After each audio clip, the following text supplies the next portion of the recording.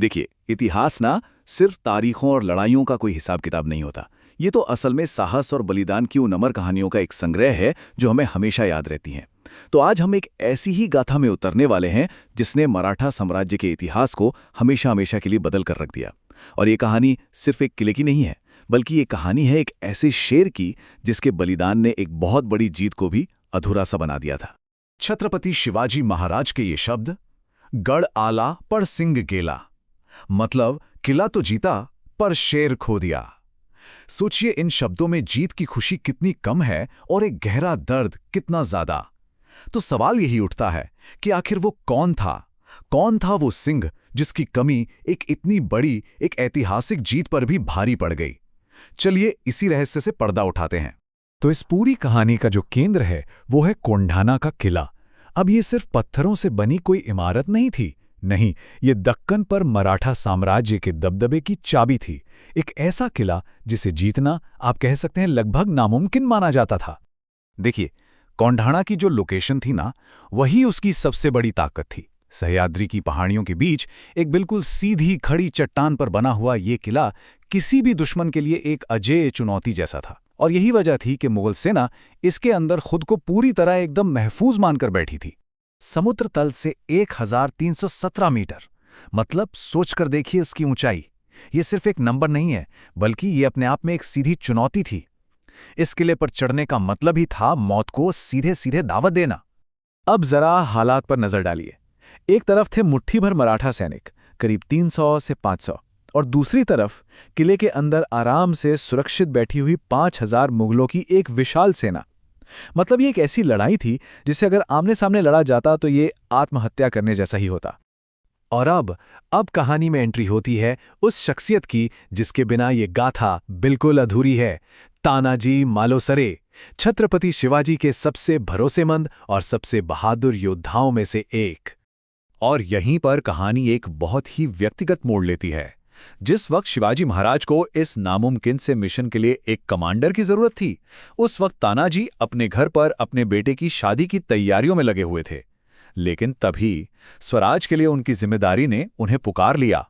और तब तानाजी ने जो कहा, वो शब्द इतिहास में अमर हो गए। उन्होंने कहा, आधी लगिन कुंढायाच मग माझा रायबाच, यानी पहले कुंढाना का विवाह होगा, उसके बाद मेरे बेटे रायबा का। उन्होंने अपनी निजी खुशी से कहीं ऊपर स्वराज को रखा।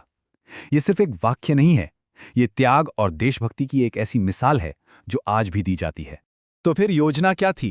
ये कोई आम हमला तो हो नहीं सकता था, बिल्कुल नहीं। ये एक ऐसी साहसी और चतुर योजना थी जो पूरी तरह से गोपनीयता, सरप्राइज और कुछ बहुत ही असाधारण तरीकों पर टिकी हुई थी। तो ये जो पूरी योजना थी, इसके 4 बड़े कदम थे। पहला, तारीख। 4 फरवरी 1670 की अमावस्या की काली रात चुनी गई ताकि घना अंधेरा रहे। दूसरा, रास्ता। किले की एक ऐसी सीधी खड़ी चट्टान की पहचान की गई जहां कोई पहरा नहीं होता था। तीसरा, चढ़ाई का तरीका। इसके लिए यशवंत नाम की एक प्रशिक्षित गोह, मतलब मॉनिटर लिजर्ड, का इस्तेमाल किया गया ताकि वो पहली रस्सी को ऊपर जाके फंसा सके। और चौथा था घुसपैठ। 342 लोग पूरी खामोशी से उस चट्टान पर चढ़ें ताकि अचानक हमला किया जा सके। ये पूरी योजना ही मराठाओं की बहादुरी और सूझबूझ का सबूत है।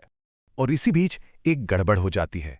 जरा सोच कर देखिए, आधी चढ़ाई के दौरान ही रस्सी टूट गई, लेकिन मराठाओं का संकल्प इतना मजबूत था कि उन्होंने बिना किसी हिचकिचाहट के इस हमले को जारी रखा। अब हम पहुंचते हैं कहानी के उस सबसे निर्णायक मोड़ पर। किले के अंदर वो भयंकर युद्ध, और उस युद्ध के बीचों बीच 2 महायोद्धा आमने सामने। तानाजी मालुसरे और मुगल कमांडर उदयभान राठौड़ एक दूसरे के सामने थे। एक भयंकर द्वंद्व शुरू हो गया। पूरी लड़ाई का नतीजा अब इन 2 महान योद्धाओं के बीच होने वाले इस मुकाबले पर ही टिका था।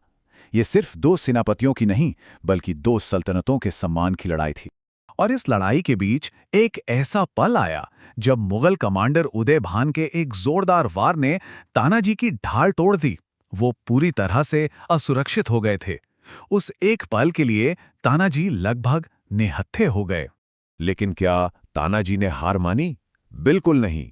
ढाल टूटने के बाद भी उन्होंने अपने हाथ पर कपड़ा लपेटा और उसी से उदयभान के वार रोकते हुए लड़ते रहे। ये उनके अटूट, अकल्पनीय साहस का सबूत था। और फिर वो दुखद क्षण आया।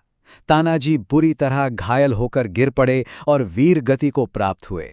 लेकिन उनकी मृत्यु इस लड़ाई का अंत नहीं थी, बल्कि एक नई शुरुआत थी। उनके बलिदान ने बाकी सैनिकों के अंदर जैसे एक आग लगा दी। तानाजी के गिरते ही उनके भाई सूर्याजी मलूसरे ने तुरंत कमान संभाली। उन्होंने जो सैनिक पीछे हट रहे थे उन्हें ललकारा, उन्हें तानाजी के बलिदान की याद दिलाई और उनमें एक नया जोश भर दिया। और आखिर में जीत मराठों की हुई, किला फतह कर लिया गया।